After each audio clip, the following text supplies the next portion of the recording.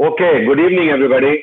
And I, at the outset, must thank the AIUC, Dr. Namrata, Dr. Partho Biswas, dear friends, who've given us this opportunity, to have this wonderful instruction course on a very unique topic of what they did not teach us in medical colleges. And I would like to tell you that, most of us are trained in skills. We do our fellowships, we do clinical training programs, we do write literature, peer papers, we do training, surgical trainings, we do grand rounds, but none of us has gone through a marketing or a MBA kind of a program where we are taught how to market our skills, how to market ourselves, how to handle different situations, soft skill training or patient management, medical legal management. So this session is going to be focused on training of these particular issues which are हाँ often वो मैंने note कर by दिया all BSc के young and 7 senior. और doctor कमल के लिए 12 हाँ डॉक्टर कमल के लिए I 12 can और hear a बाकी lot of sound in the background. Could the AV guys please switch off the microphone? और 8 किसके लिए Please, The AV guys please switch off the microphone. access speaker, you switch off all microphone. Sir doctor Sheetal को link forward कर दिया है Okay, so I will now start back again. So the issue which most of us confront is when we join practice or start practice, and all young and senior ophthalmologists alike, is we do not have the skills or the soft skills and the training of managing day-to-day situations, marketing ourselves, managing our clinics, a patient flow, medical legal issues. So this session is going to be dedicated to that. And I'm sure all the people who are attending will have a lot of carry home value after this. And it's going to be a very interesting session, very different. And I'm sure some of the people would want to take notes, so feel free to do so. So now I am going to be inviting my dear friend and with a very interesting topic on Dr. Shantanu Mathur is going to be talking about this phase in marketing, tips for internal and external marketing and branding within the clinic. After Dr. Shantanu, he's got a fantastic practice and he's a great fun guy, and there's so much of learning in his talks. Whenever I go and attend his talks, they're always full of fun and knowledge. So over to Dr. Shantanu. Sorry to interrupt you sir क्या हमें Sheetal ma'am की email ID मिल सकती है जिससे हम उनको link forward कर सके क्योंकि हमारे पास उनका ईमेल एड्रेस नहीं है डॉक्टर शतांशु को प्लीज आप लॉग इन कर दीजिए, मैं आपसे बात में कर लेता हूँ. डॉक्टर शतांशु को प्लीज अनम्यूट कर दीजिए.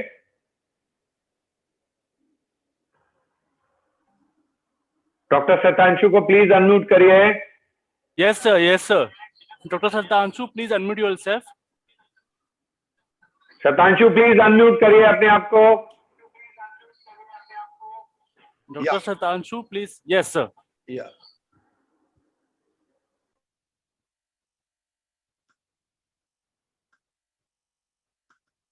So thanks, Kamal. And who can be the best person to organize this talk? This is branding and marketing other than the Kamal Kapoor. He's a true example of making so many hospitals in a short time in Delhi and around areas. So now we come to the topic, why branding and marketing? You see, I have written Jim Corbett National Park around with my name in broad letter. Why? This is part of my branding. I will tell you later on. Can you hear me, Kamal? Yes, sir. Loud and clear. We can hear you, sir. So why important thing is where we are go. This is the chart. You start from here when you start the practice. It is up to you whether you want to reach this step or you want to reach the topmost. So you have to decide what is your goal, where you want to reach. Of course, everybody want to reach this highest level. Branding, marketing, and strategies for your practice. Important. Why? What business you are in? We are doctors, no doubt. What is the brand that we are going to talk just now? See, a brand is not a logo. You put a logo Apollo Hospital in front of your hospital, patient will start coming to you. No, the brand is not simply a logo. Second thing, a brand is not an identity that you identified by your name, So what is brand? Finally, a brand is not a product that you are selling something product, this eye drop, you are selling this surgery. This is not a brand. So brand is exactly what is. The brand is a complete package. It is a gut, brand is a person gut feeling about a product, service or organization. Suppose you have a product in the hospital, the aesthetic surgery, you have a service for this, you have organization infrastructure. So these complete all things make a brand, not a individual thing. Why hospital should brand? Somebody say it is not ethical, but I say it is totally ethical. The step in establishing a new brand that I am going to discuss with you, how to grow your brand. Important is why establish a brand. You can see there are so many animals, same looking. Do you want to mix up with so many people without your identity? Is this like this? Patient today have many choices. Lot of doctor, lot of hospital nearby. This is the, you go any market, there are 100 types of soap available. But which soap you have to choose? So there should a brand. Only then you can say, I will choose this brand. Same thing nowadays with us doctors. There are a lot of doctors, patients have to decide. You can see there are a lot of balls are there, white color, and there is a one red color ball. And that red color ball differentiates your hospital from other similar hospitals.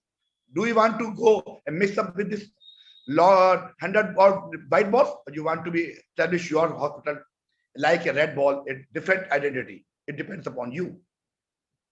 If you have a brand, that you have not to compete with your neighbors on the price issue. Brand never has the issue of price. Price issue to overcome when you mix up with the crowd. Importantly, a strong brand give your employee also a focus, a sense of security. If your employee is working at Apollo Hospital, they have a sense of security, they have a sense of happiness. If you're working in a small hospital, they do not have the sense of security. So this is important brand. So why we are here? Employees can understand the importance of a brand. How to establish your brand? The three most important words in differentiating your brand from others is focus, focus, and focus. You have to focus on your brand, how to establish it. Only then you can make a brand. There are two options when you start a practice. Either dig deep for a position within an existing category. Some doctors are there, you go and dig deep in that category. You have to take 12, 15, 13, 18 years to make your identity, or create a new category. Create a new category of yourself that will differentiate you from others very, very, very soon. This is blue ocean strategy. You have to create uncontested market space and make the competition irrelevant. You should not go in the common practice what others are doing. You have to make your own space. You have to find out the uncontested space and make. Suppose somebody do not have the lessing in your area, you should start the lessing. Somebody do not have the particular technique, you should purchase that machine and start it. So you should find out the uncontested market space. This example, Arvind Hospital. Why so big now? They tap the blue ocean of the bottom of the pyramid, means they treated poor patients. Now you can see they are treating the poor patients and they are treating the paid patients also. But initially they touch the poor patients and they are reached so high. Himalayan drug, there were a lot of allopathy drugs, but they find out the allopathy drug, Ayurvedic drugs, and they differentiated up themselves from others. The birth of a brand is not achieved by publicity, not but by advertisement. So based on how you can build your brand, most important, invest in your people. People working for you and your patients are your brand ambassadors. If your employees are not satisfied with you, they are not going to help you. They are not going to motivate the patients to get surgery done at your place. So most important is your staff, because they are your brand ambassadors. They go to different places and ambassador for you. How to make the staff, hire staff? Hire for attitude, not for skill. You say this particular employee is working for a good hospital for 10 years. No, this is not important. Important is attitude. If he has an attitude of success, he want to get success, he want to achieve high in the life, this is more important than his skill. A skill we can give him. So Henry Ford has said long time back, you take my factories, burn up my buildings, but give my people back and I will build the business right back again. So people working with us are more important. Not we invest lot of ₹1,000 in infrastructure. We don't want to invest in our life. This is wrong. Then are you too busy to be successful? If you practice it like this, you're moving like hamster on the wheel, but you cannot reach the goals. Your schedule is filled with lot of patients, but you do not seem to make lot of money. Important is you see less patient, you do less surgery, you earn more money. But other side, you are working hard, you are see lot of patients, but you are making less money. You do not have the time for family, friends, or anything much time of a clinic. This is wrong. You should earn more and you should have more time for a family. This is not part of the brand. Spending too much time working in the business rather than working on the business. You should not work in the business. You should work over the business. You should differentiate the work. This work is mine. This work is other person. You have to do this like this. Stay busy focusing on wrong things. Sweeper is not coming. AC is not working. These are not our job. We have to appoint person for this. Our job is only for as a doctor, for the patient and the surgeries and the treatment. Basically, all of us want to do more surgery, more operation, more. But you can differentiate yourself on basis of skill, price, and technology. You have to provide a unique customer experience is the key. Important is, I want to say, this is the thing. You say commodities sold at ₹10, coffee bean, they packed their sold at ₹25, they service 50 piece, but you go into the restaurant, the same coffee is served at ₹150-20. So you have to do the same thing. You are giving commodity, basic test, glasses, then use contact lens, but important thing is the plastic surgery, phaco surgery. So you have to provide the commodity to patient. What is the important? Doctor say patient is 6/6 vision, it means my patient is satisfied. This is wrong. Patient want satisfied only when they initial phone contact, office visit, procedure day, post-operative 1 day care, they are satisfied only when they all these things they get. So from the end, they should be satisfied. Only they are satisfied, not only by the 6/6 vision. You have to determine your most profitable service, like LASIK, like phaco. You have to concentrate more on that. Delegate duties and trust your people. Develop a plan. Okay, finishing 1 minute. Employ more smarter people with you, even if you have to pay more. This is best, most important thing. Have a good website. Have a good Google ranking. These are tips and tricks of the marketing. And last, I will just say, throw away your ophthalmology books now. Throw away all the books. You have read a lot. You have learned a lot of in the seminar, webinar. Now time has come when you should read these books. How to get rich, how to split economy, how the best 10 with 100 businessmen, how they work. They are same, but their working model is different. You should read these books now, not the ophthalmology books now. You have read a lot. So am I serious about selecting my targets, implementing a plan of action? And this 27th day when June 21, I promised myself that I will entirely focus on results and nothing but results. And sign it today in this instruction course. And focus. Thank you. Thank you, Kamal. I think very aptly put by Dr. Shantanu. Shatanshu, I actually feel what you said was a nutshell of your experience as a clinician, as a successful practitioner, and a wonderful human being who actually believes in living life king size and enjoying life. And I think you're right. Your best ambassadors are your own people, your HR, your human resource. If they are happy, you are bound to be happy at your work. And if you are happy and they are happy, your patients are having a very high probability that they will be very happy working for you, coming to you and spreading the word. So they are your best ambassadors. Now, after that, I will want to invite Dr. Sheetal. She's a wonderful anterior segment surgeon and a glaucoma consultant at Sharpsight Centers. And her topic is very interesting.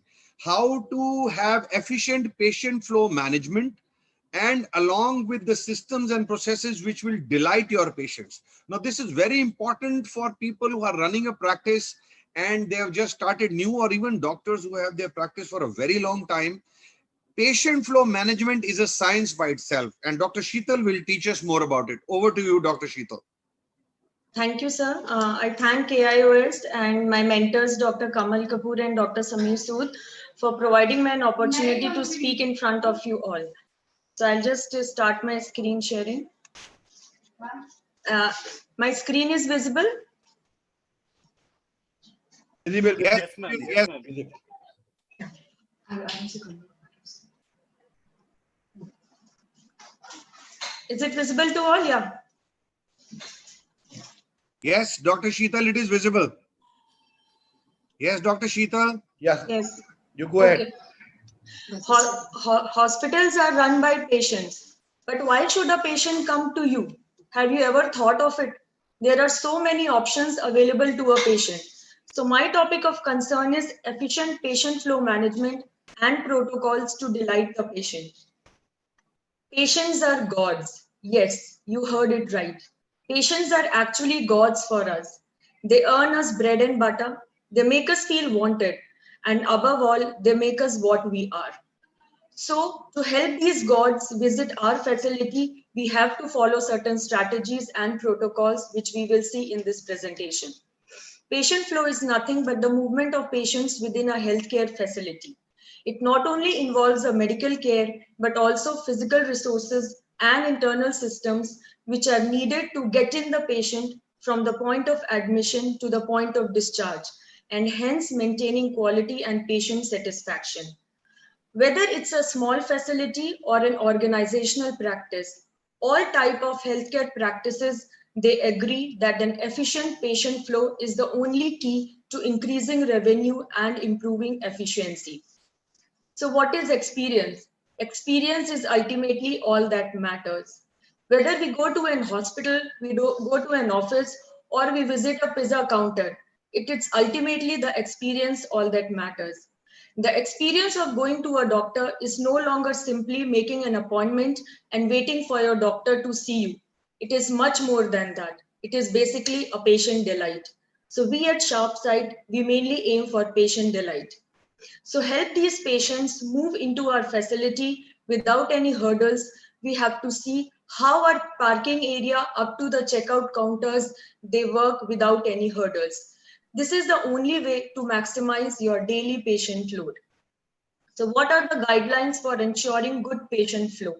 Number one, clearly define patient signages and destinations.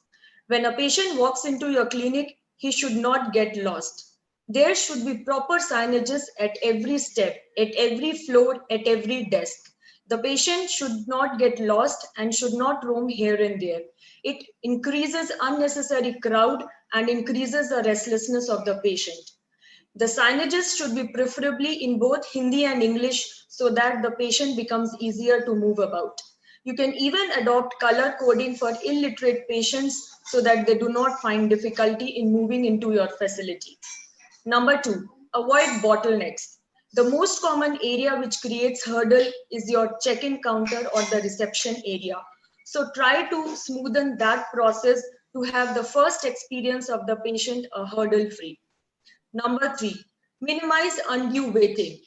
Whether we are going to a hospital or an office or just to buy a pizza, nobody wants to wait unnecessarily. So don't let your patient undergo an undue waiting.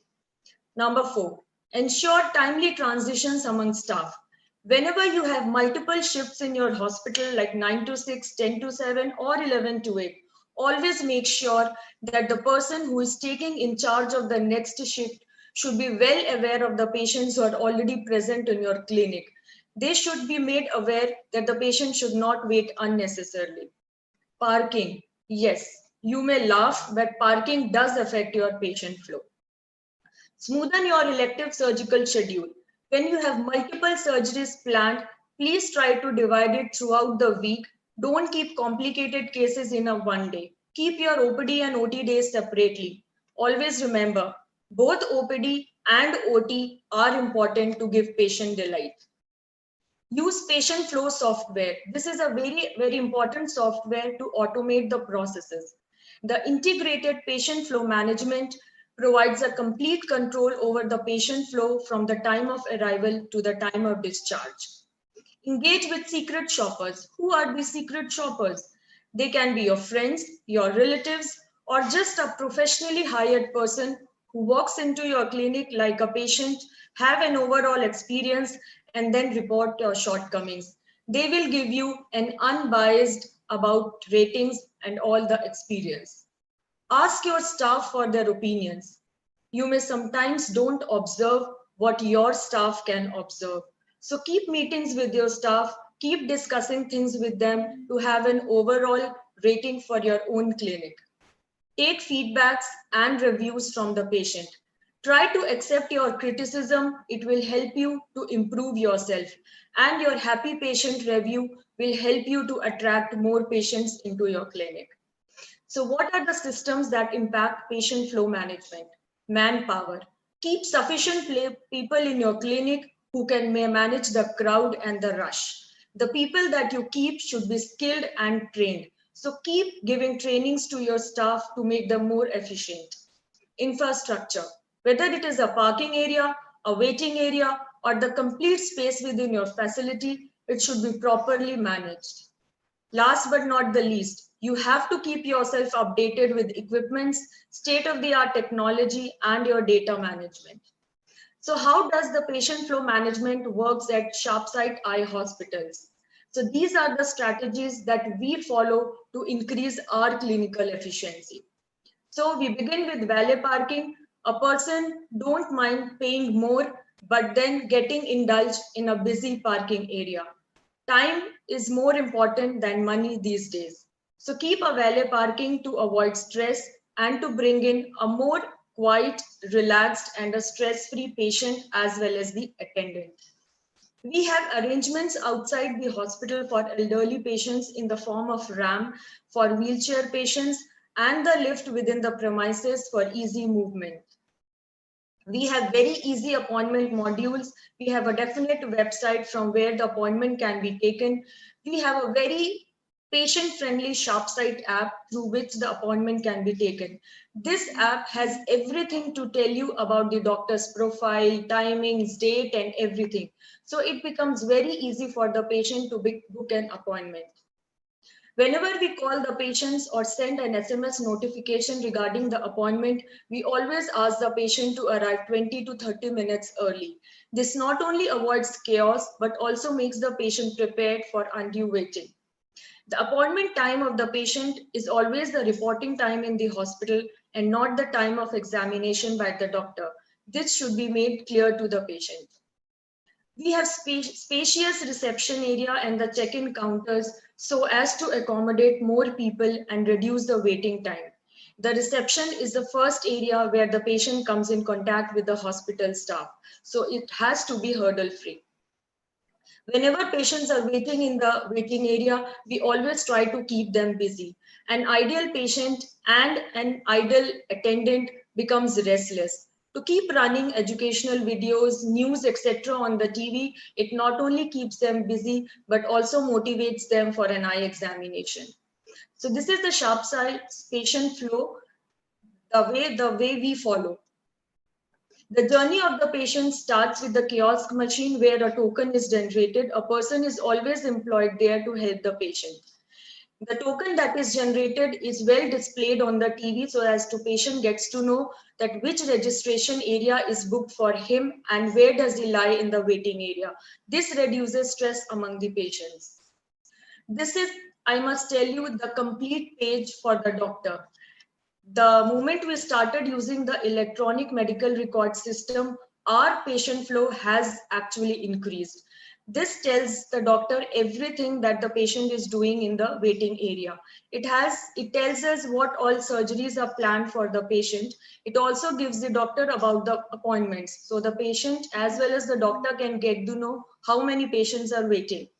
It not only tells the appointment time of the patient, it also tells the time when the patient has arrived in your clinic. It also tells whether the surgery advised by you has undergone a booking or not. It tells us whether the patient is undergoing a procedure or not.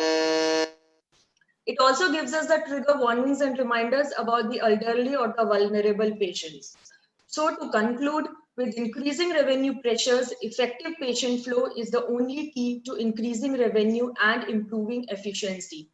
Facilities or the hospitals that minimize undue waiting, that make destinations apparent and transitions comfortable, ultimately result in a patient delight.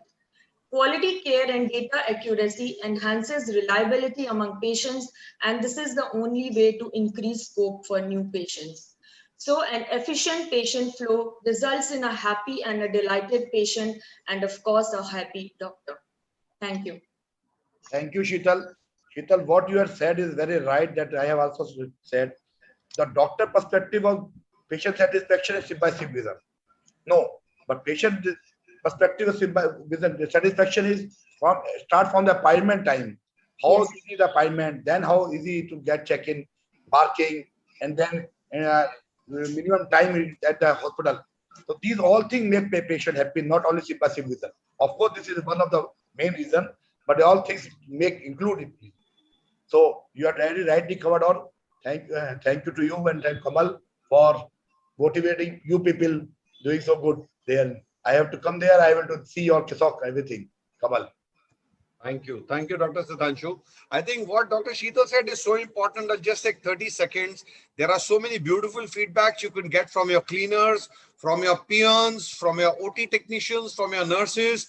I remember my OT technician telling me once, sir, that the bed sheets probably need to be changed very frequently after every one patient, because patients andar OT mein bolta hai. A lot of patients may not be saying things to the doctor, but he shares it with the employees. And that is your biggest ear to the ground. So your patient and employees have a better communication of what is wrong with the organization.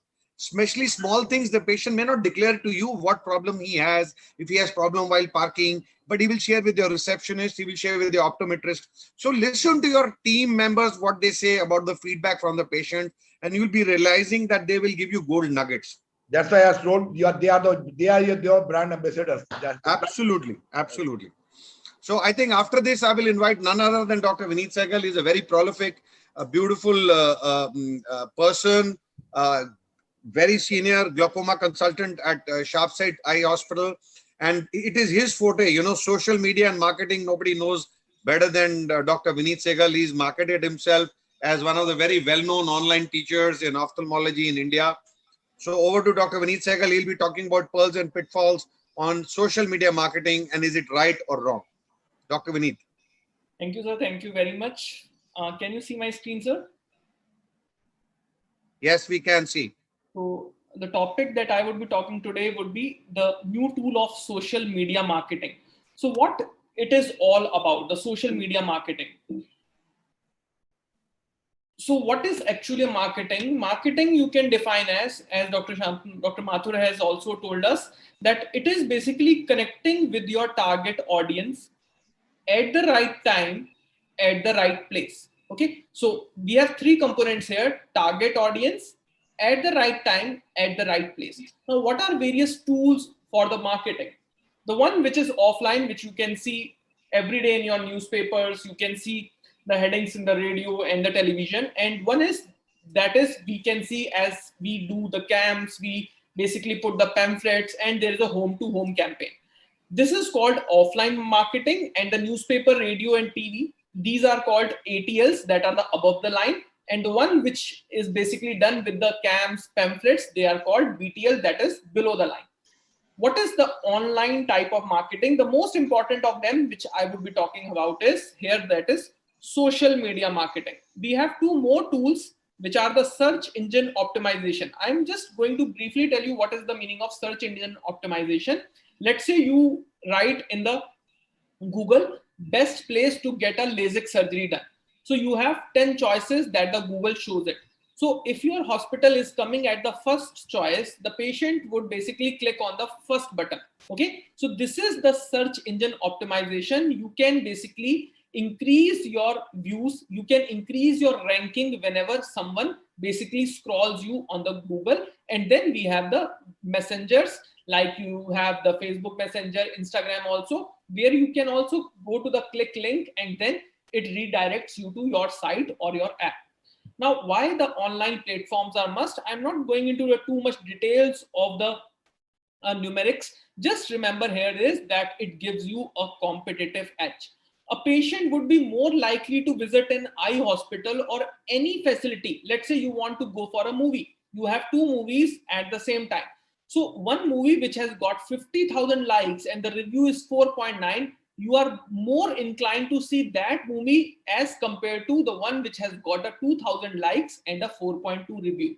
So that is why taking a review from your customer or your patient is very important. Let's say I have done 1 lakh surgeries in my hospital. In the 1 lakh surgeries in my hospital, the 90,000 of my patients are now happy patients.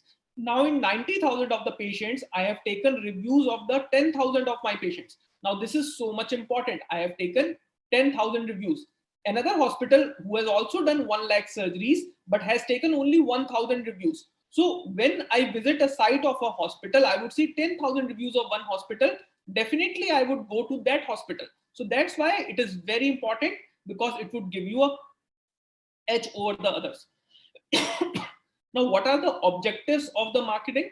It makes you aware or your customer aware of your product, what you are selling. It basically helps you to promote the brand. It generates the interest and the lead. It leads to the conversion and finally to the footfall. Okay, so these are the objectives of the social media marketing. Now there are lots of ways through which we can do a social media marketing. We have the Facebook, Instagram, YouTube, Twitter, LinkedIn, WhatsApp, and lots of tools for the social media marketing. Now within 2 minutes, I would be just telling you what to post on the social media. You can basically post the informative campaigns, like what are the new things in the cataract surgery, what are the things which the child can do so that the eyesight does not increase or the myopia does not increase. Then you can send your services, that if you are having a robotic cataract surgery, you are having a diabetic specialist, you are having a squint specialist. So these are your services you can put. You can also put, if you want to hire someone, let's say we are hiring an optometrist, you can basically put the wishes or the festivals there, and you can also tell about the achievements. Very, very important here is this one. Please see this slide and see testimonials. Testimonials by your patients, that is so much important for you. It is not only views that are important, it is the engagement also that is important. What is the difference between the views and the engagements? Views is that you scroll and you see that, okay, Sharpsight Group of Eye Hospital or XYZ Eye Hospital is having a glaucoma awareness program. Engagement is you click on the link and you see what is happening. Now the testimonials, the videos, and the live sessions, they basically help you in getting more engagements. Okay, so that's why it is very important. Not only views, it is the engagements and the clicks that are also important. What are the tips? It should be very short. Whenever you put a advertisement on your any social media, it should not be something that you have put around 50 words there, 5 slides there, lots of words there. It should be short, concise, and it always should have a detail of where to contact. Let's say I have basically put an advertisement of femto cataract, but I have not written where to get a cataract surgery done. If you want to get a cataract surgery done, where you have to basically contact. So your site, your app, your phone number should be clearly visible. Then the profile should be complete. Whenever you are having a page, let's say you are having a Facebook page of a eye hospital, it should have the Google map there. It should have the number there. It should be basically having what is the timing of the opening of the institute, and it also should have okay. So these are some important things which you want. Vineet, Dr. Vineet, you still have 1 minute. Go on. Okay, whenever you want to basically go for the online marketing. Now, how to do more engagement? As I told you, you have to basically respond to the audience queries. Let's say if a patient have asked, sir, what is the price of the femto cataract in your eye hospital? So you write that, sir, we are having the cheapest price with the best machine available in the North India. So responding to the audience queries is very important, and always remember that use more attractive and the useful content. Okay, so that would make more engagements that are there in your Facebook page or on your social media page. What are the advantages of the social media marketing? It is cheaper, it has higher reach, it can retarget, and what is very important is you should be having a dedicated team who is doing the social media marketing. So more you do it fast, the better you would be ahead of your competitors. Okay. Only thing is, before I end my talk, to avoid social media marketing, you spread yourself too thin. You do not basically go on what the patients want. You basically sell your product more than the service that is needed by the audience. And also, if you are not having a style and tone that is needed by the channel. With this, I end my session. Thank you very much, Kamal sir, and everyone in the AIOC to basically give me the opportunity to present this. Thank you, sir. I think Vineet, Dr. Vineet, that was a wonderful presentation. I think it's an eye-opener for a lot of people who are still not on social media. But I actually guess that the way things are nowadays, the practitioner also, a medical practitioner also now has to survive on having a presence on social media or a virtual media. We are realizing more and more things that everything we want or want to know about, we just pick up our phone and push in the word on the Google and find out. So I guess the biggest invention of the 20th century probably is the internet and a mobile phone. It has actually transformed the way people work, the way people seek information.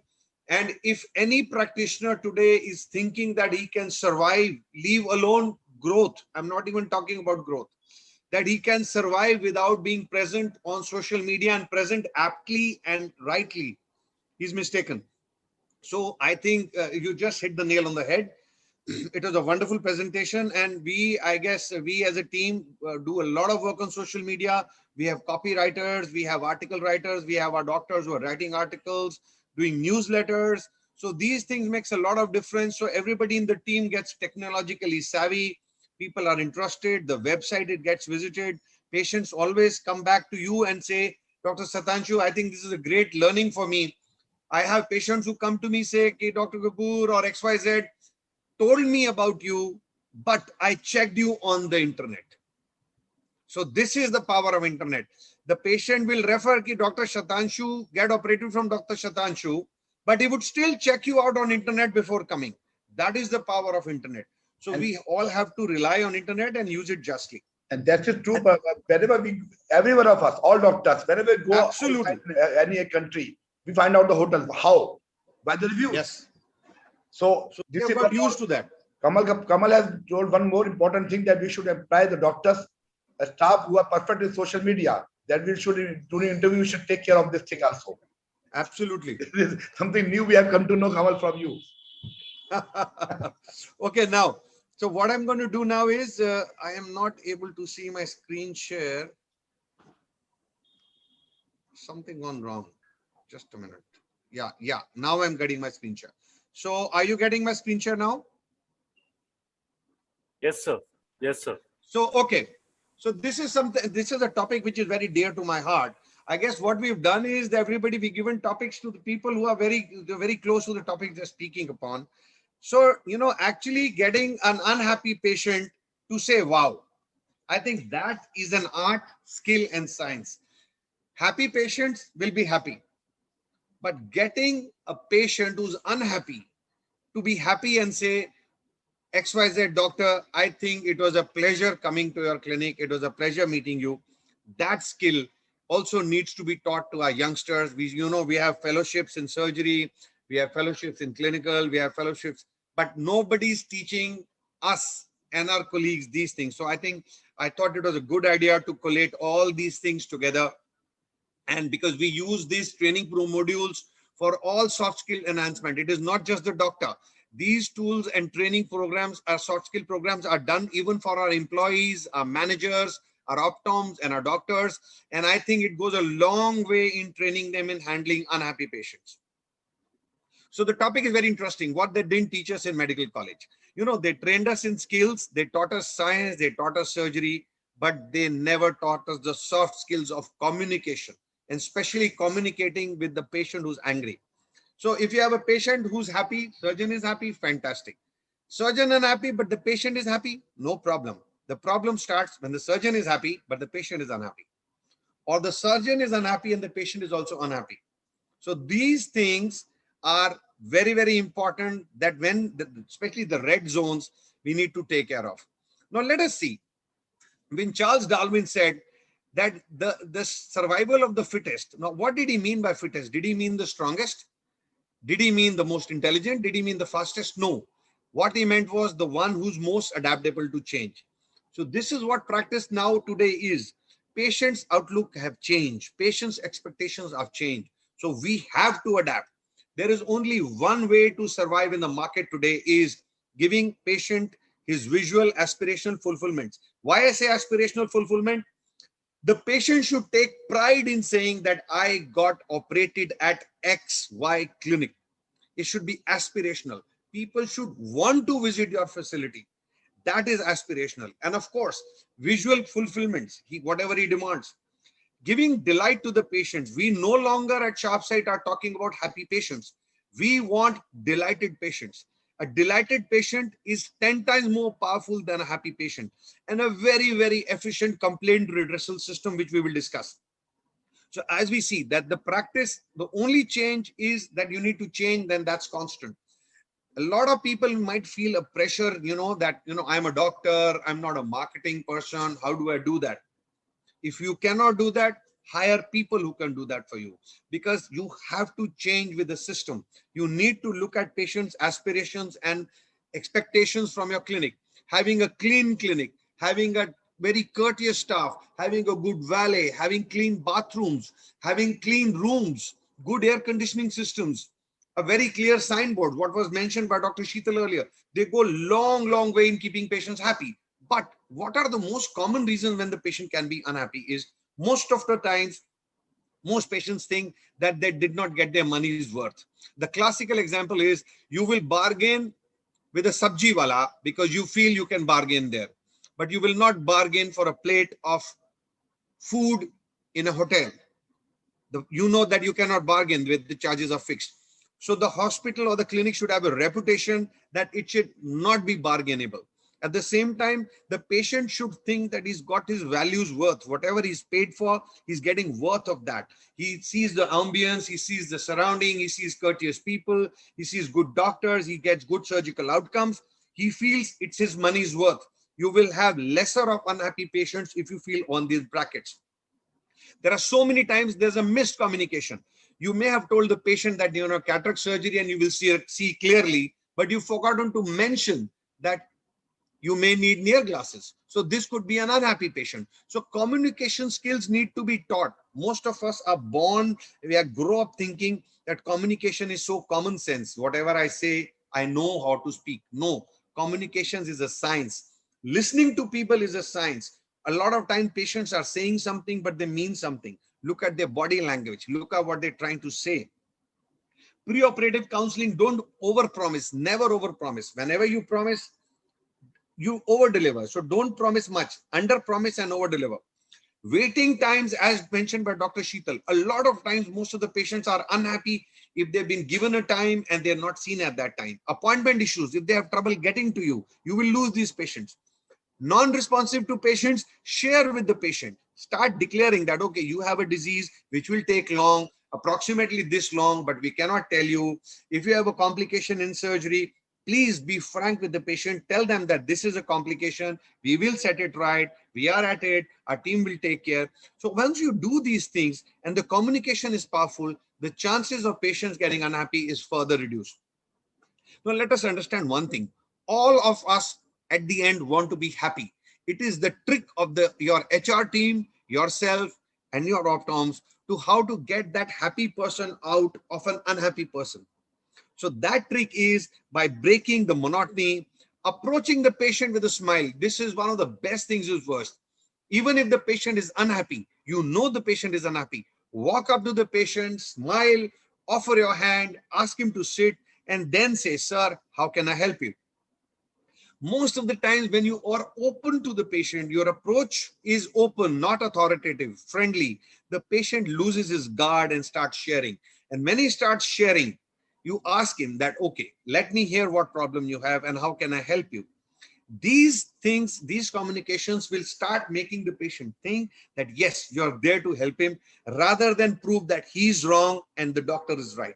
So always start by asking a question. Sir, how can I help you? How can I make sure that whatever is bothering you can be taken care of? What can I do to allay your unhappiness? When you do this, say these questions to the patient, patient starts feeling, okay, now here is a person who's here to help me.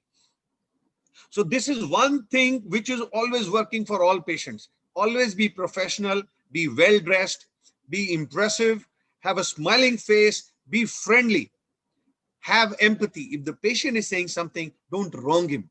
Listen to him. Listening does not mean that you always agree with the patient.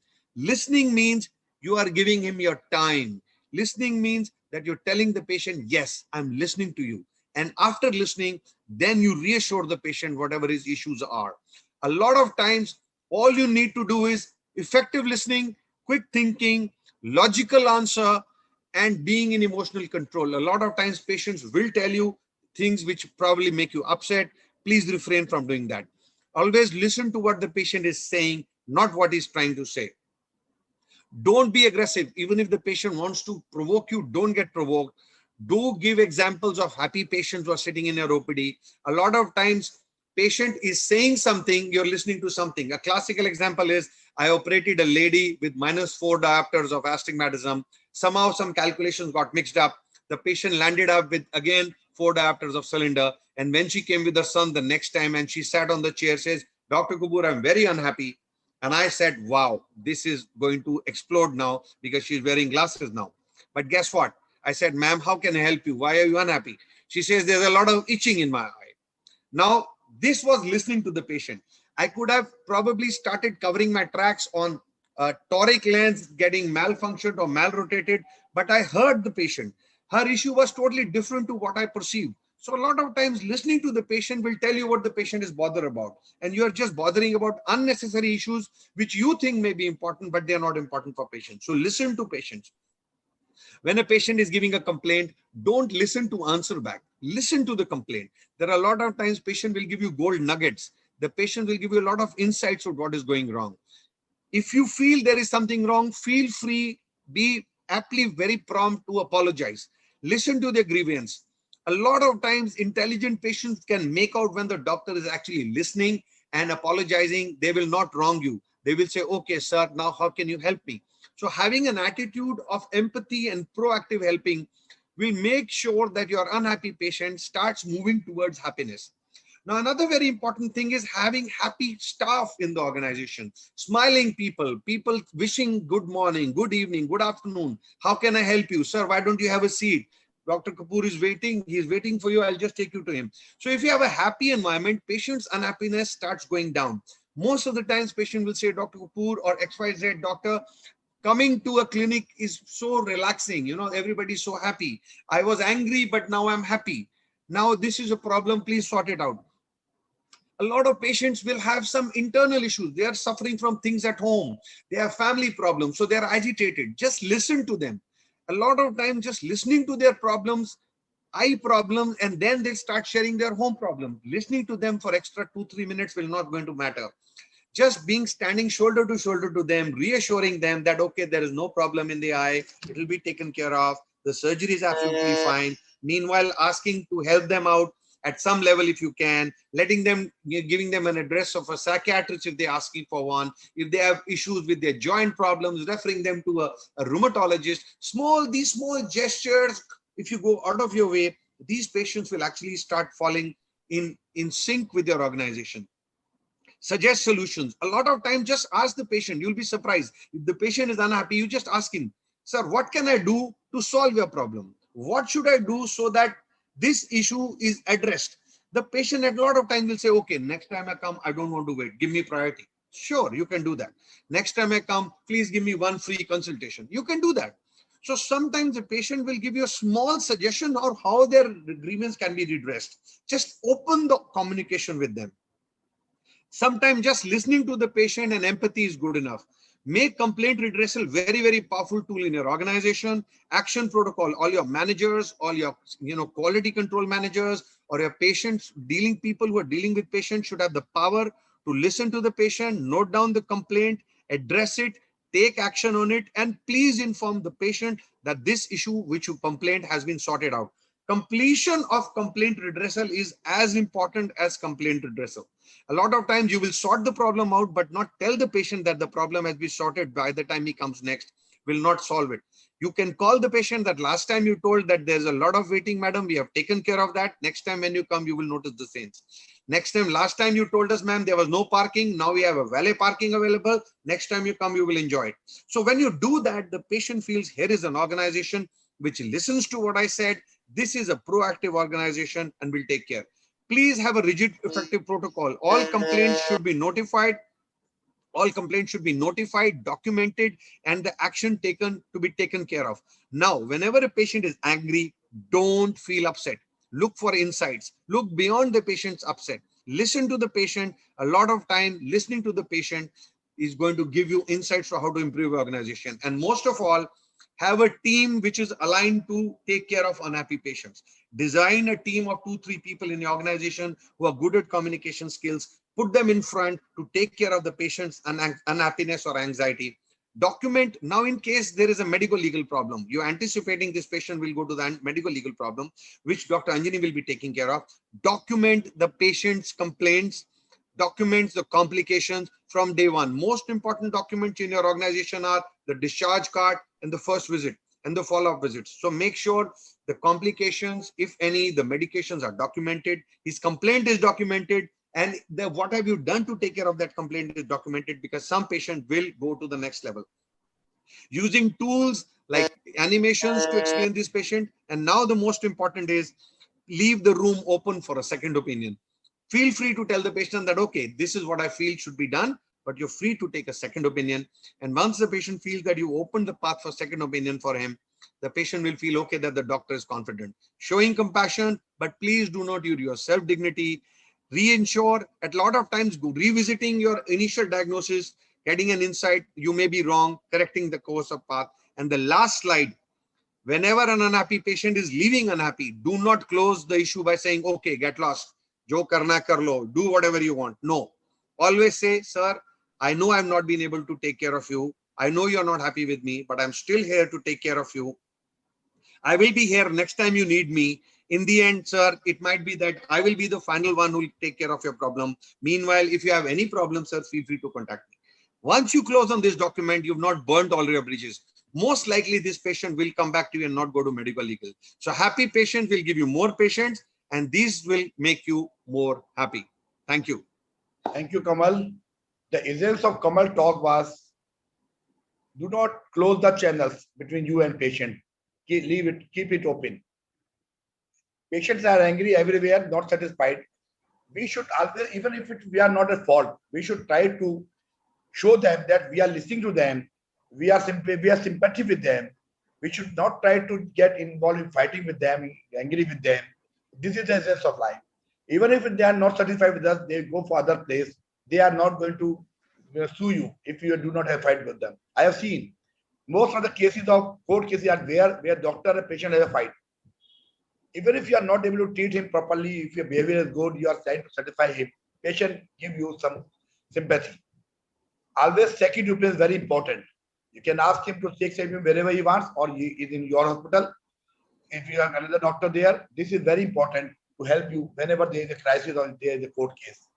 So patient-doctor relationship is the essence of success of your practice. Any comments before I shift to Dr. Anjani now? Any comments from anybody? Dr. Sheetal, Dr. Vineet, we have some time. Okay. Sorry to interrupt you. The session is going really well. Everything is going really well. But just a reminder that we will be ending the session at 6:55. So we still have some time for it. Yeah. But, so I guess what we'll do is we'll keep discussions for later. Let Dr. Anjani walk in. Yes, let Dr. Anjali walk in. So let's welcome Dr. Anjali now for the next presentation. Dr. Anjani is going to be talking about what if everything has worked. You've got best protocols, you've got best social media marketing, you have best in-house branding, you have best wow skills, and still the patient is unhappy and drags you to the court. Now Dr. Anjani is going to take us on a journey preparing for a medical legal case if the patient is still unhappy. Dr. Anjani, who is a vitreoretina surgeon, a very prolific vitreoretina surgeon, and a very, very good orator. She's at Sharpsight with us. Now she'll be sharing her outlook at how to manage unhappy patients preparing for a court case. Dr. Anjali. Thank you, sir. So we have done a good branding. We have ensured a good patient flow. We have understood the patient who is unhappy, but a patient still decides to go for a medical legal case. How do we manage that? So I would like to thank the AIOC organizers for giving me this opportunity, Dr. Kamal sir and Dr. Pujita, for their very useful practical tips. So every patient walking in our OPD is a potential medical legal case. So every patient should be handled with caution and handled like that. Patient satisfaction is very important, as already covered. It is important what we speak, but it is more important as to how we are heard. So I may be explaining everything to the patient, but if the patient still has some fears and doubts and queries that are unanswered, the patient will not be satisfied. So it's important, as Kamal sir has already highlighted, to allay all those fears. And after explaining everything, there are some patients who would still go on for a medical legal case. That is when how well we have documented will come to our rescue. So what we are taught in medical school is ophthalmology. What we pick up from our teachers and our own practices is the social soft skills. But what we are totally oblivious about is the medical legal aspect. How to safeguard ourselves against a medical legal case and how to handle when it does occur. So we do not learn from an experience, but we learn from reflecting on the experience. So let's see by a few examples of how our fraternity has already handled such patients. So there was a patient who underwent a pterygium excision surgery and was given MMC drops and told to review back in 2 weeks. Now, one would think, what could go wrong with such a simple case? Unless the patient goes out for 4 months, is kept on putting the MMC drops and came back to the doctor with loss of vision. The arguments given by the patient was there was no written documentation of the days of use, of the adverse effects, no date given for the next review. And when the patient initially complained of burning, it was not taken very seriously. The counter arguments that most of us would agree on as ophthalmologists is that it is indicated use post-surgery. The patient did not review back after 2 weeks. It was only a single vial that was reconstituted, which meant that the patient had to come back to get the drug again. But what the patient did was went somewhere else and got the drug reconstituted. What happened was that the doctors were fined rupees 50,000 in addition to the mental trauma and the court hearings, just because something was not documented. So this is where documenting the adverse effects, the time of review, the dosing is so important. Another case, Avastin is very widely used. So a patient with diabetic macular edema got the injection. 7 out of 8 patients develop endophthalmitis. And it was very rightly managed by a pars plana vitrectomy with intraocular antibiotics. But unfortunately, as happens with endophthalmitis, the eye could not be saved. But the Avastin vial also ended up positive for Klebsiella and Pseudomonas. The arguments that were given were it was an off-label use, multiple injection increases the contamination, it was bought from a local unauthorized dealer. The company was absolved of all the responsibility because on the pamphlet, it is not mentioned for ophthalmological use, it's given for oncological use. The counter arguments were that the hospital itself had called back the patient, treated the patient free of cost, and the patient themselves had signed the consent telling that Avastin was off-label. The doctors were still fined 5 lakh rupees despite Avastin being used so widely.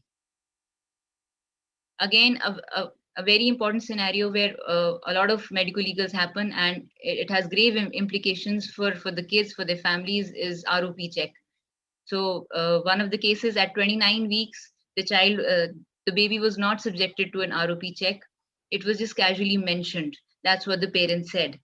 The doctors came in defense saying that it was handwritten during the discharge and it was verbally mentioned, which did not hold any significance in the court of law, and the doctors were fined around 1 crore of rupees for the loss of vision for life for the baby, the trauma, the mental trauma for the baby and the family. So this is where documentation and records on EMR or keeping a copy is so important. So we should document the complications, the medications, investigations, and referral, because tomorrow in the court of law, no one will remember what was said, what was counseled. It's only the documents that will be presented and which will come to our rescue. So documentation cannot be stressed more. This is where the electronic medical record system comes into play. A lot of practices already have that, but even if we have handwritten records, it is important to document everything and keep the copies with us. So this is a sample that is used in our institution, wherein which we record the name of the doctor, the name of the patient, age, address, the visit date and time, and obviously the presenting complaints, the vision, IOP, the past surgeries, and the past history, which is very important to document. The diagnosis is one of the most important things to document. The clinical findings, and it's preferable if any diagrams can be made. The medications, their exact dosages, and the days of usage. Any remarks, and when we are referring, the reason for referral should also be mentioned. And it is important to write the date of the next review, and also write that if the patient has any problems in between, they should always come back. So as I said, medical records are very important. What works in the court of law is that the overwritten records do not work. They are not accepted. So if we have to cancel or rewrite something, we should strike it off and sign it with date and time. Applying the whitener will always raise a suspicion that you want to hide something. So it should always be striked off. And if we have to add a new note, it should be signed with date and time. If we skip lines, that leaves the space for tampering with the records. So the skipping of lines should not be done. Referral notes are very important. A carbon copy of referral note should always be kept with us. So the condition of the patient at admission, what happened, the investigations, the treatment given, and the OT notes, if relevant, should be kept. The medical certificates, usually we take it lightly, but if proven to be false, the issuing doctor, mind you, is liable for punishment. So we should always mention the identification mark of the patient, be very careful what all is written and what we are signing, and keep the records with us as well. Consent is one of the most important documents that should be kept. So an ideal informed consent should include the mental capacity of the patient, the information that is patient and procedure specific, taken free from coercion, which would include the risks and complication of the procedure. The mention of alternative available treatment is very important, and the prognosis in the absence of such intervention is also very important to mention. So another case that was saved because of consent, a very well-renowned eye hospital was charged with negligence. The patient alleged 35 lakhs because a PRK was done and the patient had regression. The complaint, the patient alleged that LASIK wasn't done and the complications were not explained.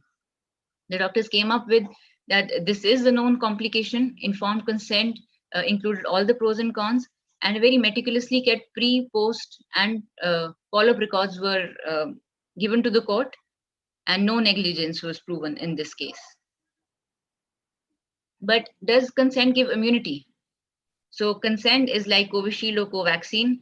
We have to take it, but it may not prevent infection.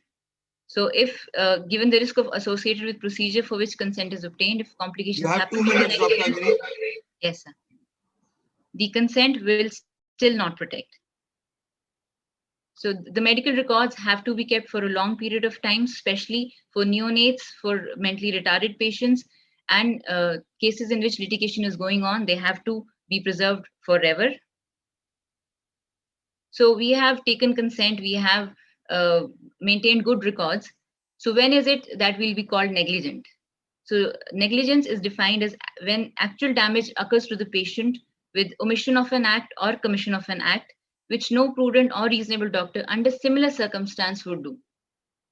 So basically a complication like a posterior capsular rent will not be negligence, but failure to document it on the discharge summary would be negligence if a patient unfortunately develops a retinal detachment and the patient can claim that it was not explained to me that this is the risk involved.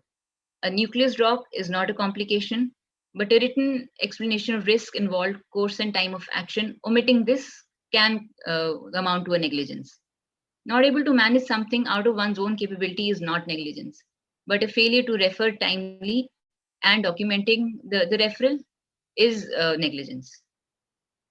So it's not negligence if there's a simple lack of care, error of judgment, or accident. If there are available better alternatives, like if a femto laser is available and we still do an MICS, that will not be called as negligence. care provided is a mere deviation from normal practice, but was in a manner agreed upon. So for DME, instead of giving an anti-VEGF, if a patient receives a posterior subtenon injection, that is just a deviation from the normal practice. If the doctor does not possess the highest degree of skill in that branch, patient develops a drug reaction or glasses are needed after IOL implantation. So complications as such, which are mentioned and expected, are not negligence. There can be criminal complaints that can be filed if it's a breach of Transplantation of Human Organs Act, or the very high degree of gross negligence is proven, but the doctor may still not be arrested unless it's for investigations or collecting evidence. And the burden of proving that there's a criminal negligence lies on the person who's alleging it, and not on the doctor. Indemnity insurance is very important also for government services. So what to do when we are served with a notice? Number one, don't panic. If one is well representative, has a good advocate, and one can quote all the references from textbooks and journals that the course of action was appropriate, it will not be considered as negligence. But the extent of compensation can be extent of loss of future earning, loss of medical treatment, physical anguish, also anguish to the spouse and family. There is no end to that. So best is avoiding a case. But if we are served with a case, then the insurance company can also cover the expenses. It is very important that to insure oneself against scam surgeries. All over India, a lot of scam surgeries have also suffered these litigations, and ophthalmologists have paid around 22 million rupees for compensation for these. So we should protect ourselves against these as well. So to sum up, as already well covered by the previous speakers, is the attitude and empathy. So most of the problems are solved if the patient just feels heard, and the patient will not go to court. The behavior support of doctor and staff, communication skills of the doctor. But even after doing everything, if the patient goes to the court, it's a documentation of facts and events that will eventually save the day. Thank you. Thank you. I think Very nice presentation. Coming up, Dr. Anjani. Covering all the medical legal issues, very important to us. Most important is the documentation. Kamal has also said documentation. Whenever there is a complication, you should always write down the complication on your case sheet, because after 2 years or 3 months, you will not remember what happened exactly. And same thing, you should not be afraid of telling to the patient, and is something wrong to happen. I always tell them there is a PCR, so I have put different type of lens. And if there is a return of money, I give return money, because I have promised you multifocal, I have planted monofocal. This is money I am giving you back. So you should not be afraid of telling the patient truth. Then there is less chances of medical legal cases. And one thing, you have said nuclear drop is not negligence, but not reporting it negligence. What does it mean? In our consent form, should we mention that nucleus can drop there after doing the surgery and it will be handled by another surgeon, retinal surgeon? Yes. Kamal? Yes, Dr. Sudhanshu. Very good question. Our consent form mentions that, the complications can be endophthalmitis, dropping of the cataract on the retina, which may require further surgeries or further sessions of surgeries. Even let's say if I have a posterior polar cataract, so there is a format in the software which says posterior polar cataract, chances of posterior capsule opening explained to the patient, requirement for successive more surgeries for restoring vision may be required, and other surgeons' help may be required. That's true. So that's why what consent form we give our patient, everything is mentioned there. They can PCR, we have to change the surgery. They have lens, we have mentioned the IOL can drop there. Another surgeon we write on each and every complication which is possible. So that is already in the consent form. We should not be afraid of giving it to the patient. Absolutely. Another thing I'd like to add here is there is a law which states that the consent form actually has to be signed by the patient with a reasonable time for him to understand and sign it. Most of the doctors are signing the consent form just before the surgery. So ideally what we are doing is, if a patient is complicated, he is asked to sign a consent form in the counselor's room. Suppose there's a bad retina detachment, so the doctor writes the format, there's a retina detachment, chances of recovery and phthisis are there. Patient goes to the counselor, he signs on a form, So then he has at least 2-3 days before he comes for the surgery and signs another form. So there are some patients who can take this leeway by saying that we could not read the form just before surgery. So I think it's a good idea to take away this thing, explanation by the patient also, having the patient to sign the form a day or 2 days before the real event. That actually takes away that excuse of the patient where he says that he could not read it, because there have been some cases where patients have used this excuse. Dr. Anjani? Yes, sir. One question. If suppose we have planned phaco surgery to the patient, we have told them, and there's a heart catheter, something, you do SICS surgery. Will it come in the category of the negligence or code or not? So if it is mentioned on the discharge and explained to the patient, Yes. then it will not.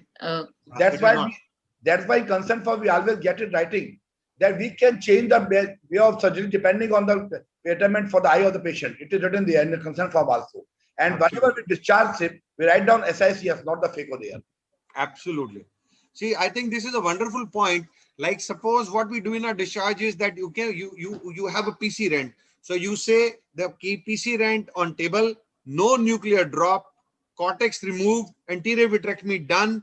If the PCIOL is or a secondary PCIOL in sulcus is placed, mention that. If an SFIOL is planned at a later date, then the discharge mentions plan for a secondary lens with a retina surgeon after so many days. So the discharge form is your final license, because if you have declared it in writing, you may say something to the patient which he may not understand. But if it is very well explained on the paper, the court will take notice of that. That's a very good point, Dr. Shantanu. Second thing, Kamal, what happens? Patient has complication, he always go for security opinion. If you do not tell them that you have PCR, the other doctor is going to tell them. Then absolutely. Then it is going to a shock to the patient, attendant, and they come back to fighting you. If you already told them there's a PCR, the other doctor says, okay, that's why doctor told us. Yes. You should be very, as Kamal has already told, we should be very faithful to your patient. Only then patient will be faithful to us. Absolutely. And do not be afraid. I see so many doctors, young doctors especially, they are afraid of telling the truth to the patient, complications. We should not be afraid of it. We should boldly told them this has happened. Never a court will hang you if you have managed the complication very well and document it. I agree with you. You see, another thing is that let us say in the first sitting you put a lens in the sulcus. Mention it in your discharge, because if the patient develops macular edema or some issues, goes to a second doctor, the second doctor will say, "Arey, your lens is not a natural lens." So you have already told the patient and mentioned it in the discharge that I've put a lens in a new place and it should work for you. And I've also mentioned it in the discharge summary. In case you want to take a second opinion, the doctor, after reading the discharge summary, will know exactly what I've done. The patient is totally reassured and has full faith in you. And Anjali has mentioned one case, Dr. Vivek Pal versus a patient. Everybody of us know about this case. The important thing is whenever you are giving some medicine, anything, if you are giving simple antibiotic, you should always mention there. If you want to continue patient to 1 month, but always mention there 7 days. It is routine in our paper. We have mentioned 7 days everywhere. Whether we have to use the patient 1 month. Suppose you are giving steroids, oral steroids or topical steroids. So always call the patient after 7 days. Verbally we say you can come after 15 days, but on paper you should document 7 days. Then you are safe. Absolutely. Absolutely. What we do, give it oral or topical. One thing more we do, Dr. Sitanshu, is suppose the medicine is to be stopped, the software types in bold, stop. Suppose the patient is on Flupred and it is for 10 days. So it says use for 10 days and the software we can add stop. So there's a bold stop after that. After that, if the patient uses it, that's none of your problems. That's good. Which software you use, Kamal? We have our own developed software. Are you marketing it? No, I'm not marketing it. Can you tell something about your KISOC? The patient, what you do in your KISOC? I have seen your video.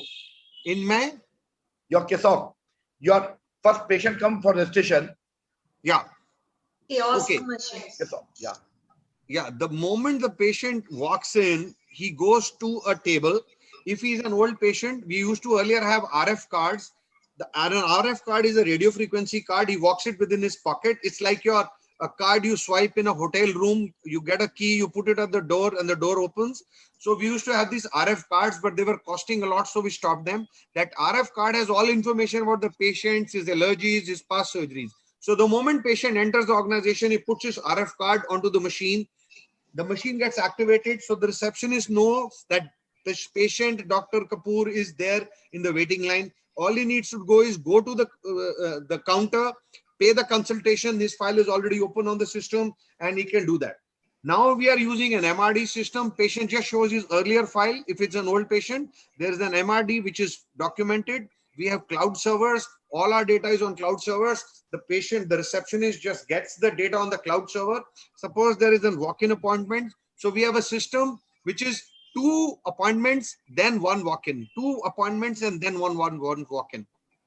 We encourage walk-in, and all our endeavor is to 65% of our daily patient has to be by appointments.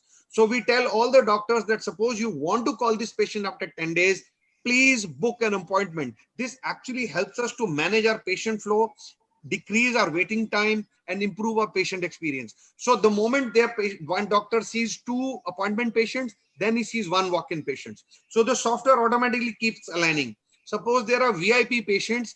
The VIP patient is red flag. The receptionist knows that, okay, this patient is VIP, somebody's relative, some politician. So she red flags, means there is a flashing sign on the software that this is a VIP patient. Now, if the patient waiting starts increasing beyond 50 minutes, the color of the patient's code changes. Initially, all colors are, let us say, green, then it becomes blue. After 50 minutes of waiting, starts becoming blue. After 1 hour, 40 minutes, starts becoming red. We do audit of all our patient waitings for all doctors. Every week, we have an audit that which is the doctor who's keeping most of his patients waiting. Then we handhold with the doctor. We see what are the problem he has. We have clinical quality specialists who are actually assessing patient flows, patient experience, patient waiting times, clinical outcomes. So once the patient is after that, he goes to the optometrist. The optometrist puts a tag on the patient. If the patient needs to be dilated and he's allergic to a medication, he wears a tag. Suppose he's allergic to Tropical Cell Plus. So he wears, excuse me. There are different colored tags for different medications. If the patient is allergic to a medicine, he's handed that tag by the optometrist after taking a history. After that, the patient walks into the whole organization wearing that colored tag so that everybody knows that this patient has an allergy. His allergy is entered into the software. His medications, past medications are entered. His past surgeries are entered. His history is entered. Then if he requires to be dilated, he's taken to another area. Then all his relevant investigations, biometry, workup is done. And then he reaches the doctor. So when he reaches the doctor on the screen has all his past history, all examinations, all previous doctors who've seen him. Let us say Dr. Anjani has seen him for retina. So at a click of a button, I can see who all has seen him in my organization. Let us say Dr. Vineet has seen him for glaucoma, Dr. Anjani has seen him for retina. So I can click on their names and see their notes. In case I want to copy some of their notes into my file, let us say Dr. Anjani has written a detailed report about the retina. I can copy that into my file, which means now my file becomes a complete file. I can copy Dr. Vineet's glaucoma notes onto my file. So the next visit, I don't need to open their files. So on my next visit, my file will keep adding. If at any point Dr. Anjani has added something new, I can check her file and copy that and add it.